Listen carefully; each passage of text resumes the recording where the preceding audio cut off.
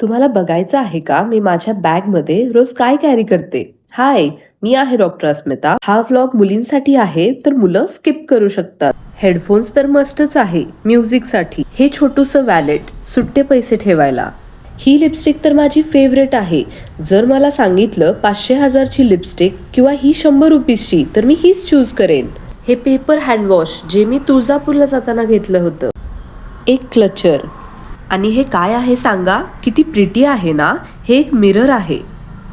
नेल paint जे मला आठवतही नाही कधी मी पर्समध्ये ठेवलं होतं, पण हे म्हणून महिन्यातून एकदा तरी आपण आपली बॅग साफ केली पाहिजे, कारण एक एक गोष्ट करत एवढ्या गोष्टी आपण त्यात टाकत जातो की एक शोल्डर दुखू लागतो.